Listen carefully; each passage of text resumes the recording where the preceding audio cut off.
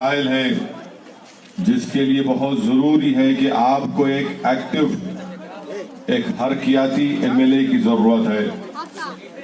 और साथ ही साथ आप ये जानते हैं कि मजलिस इत्तेहादुल मुस्लिमीन के खिलाफ जो उम्मीदवार हैं डीएमके लेड अलायंस के, और वो उम्मीदवार भी आपके सामने है और वकील भी आपके सामने है। मुझे यकीन है कि जब आप वकील की मेहनत को, जुस्तजू को, उसकी तलब को देखेंगे तो यकीनन आप मजलिस के उम्मीदवार की तायीद करेंगे। मैं आपको याद दिलाना ज़रूरी समझता हूँ कि आज से 7-8 महीने पहले जब लॉकडाउन हुआ था और यही वानियमबाड़ी में बहुत कम पॉलिटिकल लीडर्स आवाम के दरमियान में आकर आवाम की तकलीफ को समझ रहे थे, लोग कोरोना से डर रहे थे, ऐसे दौर में जनाब वकील साहब ने अपने आप को आवाम के दरमियान में रखा। अगर किसी का इंतकाल होता था कोविड से तो उनकी लाश उनके घर वालों तक पहुंचाना, उनकी तदफीन का इंतजाम कराना। कई ऐसे लोग जो यहाँ पर फंस गए थे, लेबरर्स थे, उनको वकील साहब ने मदद की। और उस वक्त जब आपको जरूरत थी आपको हिम्मत दिलाने की, आपको मदद करने की, जब लॉकडाउन में कोरोना अपने उरूज पर था, तो अगर कोई गरीब आवाम के दरमियान में रह रहा था तो मजलिस इत्तेहादुल मुस्लिमीन थी। आज इलेक्शन का दौर है, वोट मांगने के लिए बहुत से लोग, बहुत सी पार्टियां आ रही हैं। आपको अपने वोट का इस्तेमाल करने से पहले इस बात को भी याद रखना पड़ेगा।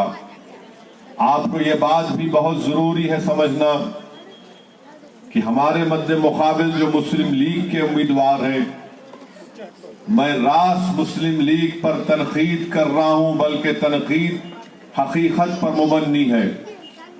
और वो ये है कि मैं मुस्लिम लीग से पूछना चाहता हूं कि आप कांग्रेस पार्टी के साथ अलायंस में हैं।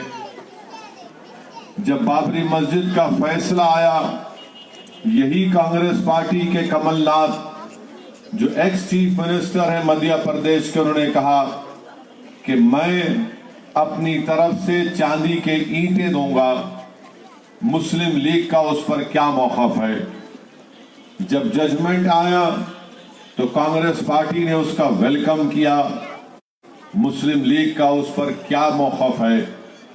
यही कांग्रेस पार्टी ने पार्लियामेंट में जब अनलॉफुल एक्टिविटीज प्रिवेंशन एक्ट का बिल लाया गया था, कांग्रेस पार्टी ने अमित शाह की तायीद की। मजलिस इत्तेहादुल मुस्लिमीन ने उसको अपोज किया। मेरी तकरीर आज भी यूट्यूब पर दस्तयाब है।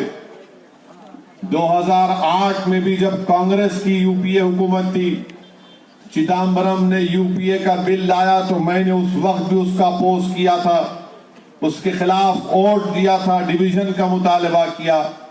2019 में जब उसको और स्ट्रिंजेंट सख्तियां, उसमें तब्दीलियां लाई गई, मैंने डिवीजन का मुतालबा किया। इसी तमिलनाडु से आपने 38 एमपीज डीएमके लेड अलायंस को दिए थे। जब यूएपीए के बिल पर मैंने वोटिंग का डिमांड किया, मुझे सिर्फ 6 वोट मिले। कोई डीएमके कांग्रेस का एमपी वोट नहीं दिया। यह कोई तमिलनाडु का असेंबली का इलेक्शन नहीं था कि मजलिस की मुखालिफत करेंगे, मगर उस वक्त कोई वोट नहीं दिए। पूछिए, सवाल करिए डीएमके से, आप तुम क्यों नहीं रजिस्टर कराए अपने वोट को? जब एनआईए का बिल आया, मैं अपोज किया, डिवीजन का डिमांड किया, उस वक्त भी डीएमके और कांग्रेस पार्टी ने साथ नहीं दिया।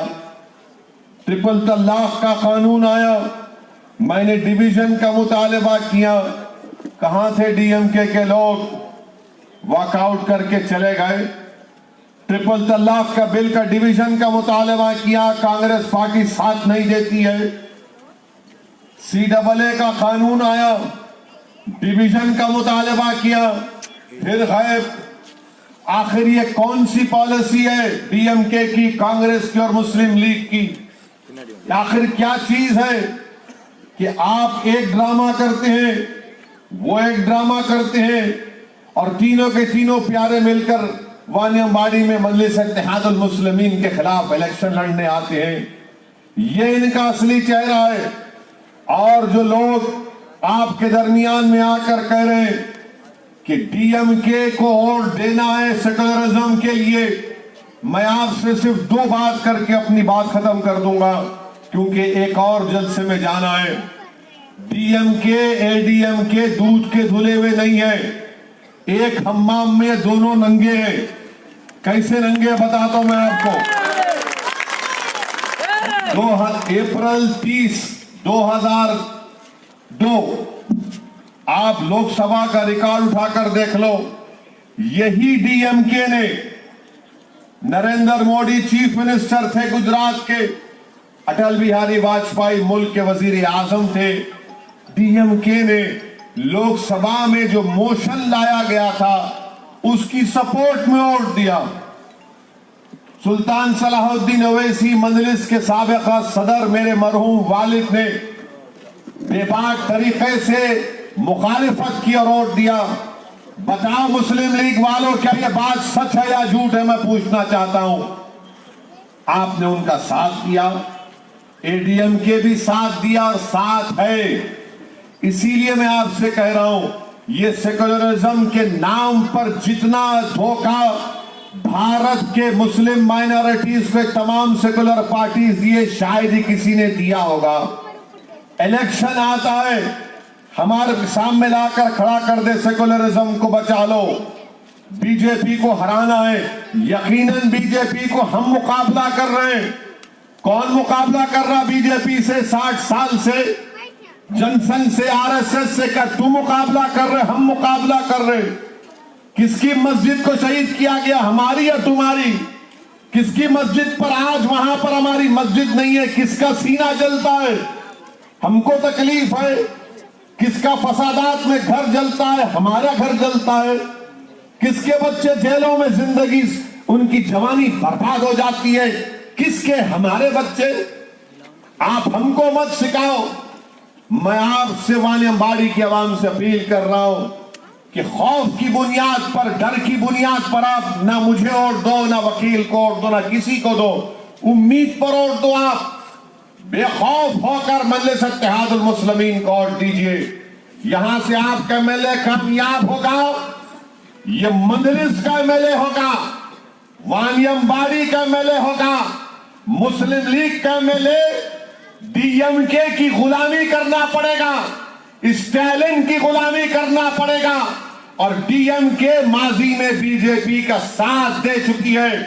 वकील कामयाब होगा तो वानियमबाड़ी के गरीबों की कामयाबी होगी।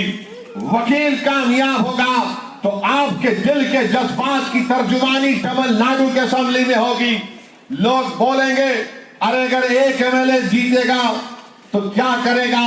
मैं उनको जवाब दे रहा हूं, भारत के लोकसभा में 542 एमपीज में मजलिस इत्तेहादुल मुस्लिमीन के 2 एमपी हैं। और अल्लाह का फजल है, सदका नबी करीम सल्लल्लाहु अलैहि वसल्लम का, अहले दिल की दुआएं हैं, गरीबों की दुआएं और साथ है कि जब ये आपके 2 दीवाने, चाहे वह असदुद्दीन ओवैसी चाहे जलील हो, जब लोकसभा में खड़े हो जाते तो बीजेपी के साथ 300 के साथ कांग्रेस के 50 भी परेशान हो जाते कि अब ये क्या बोलने वाले। ये वकील, एक वकील जीत कर जाएगा तो तमिलनाडु का कोई भी मुख्यमंत्री, चीफ मिनिस्टर होगा, वो आपके जज्बात की तर्जुमानी करेगा।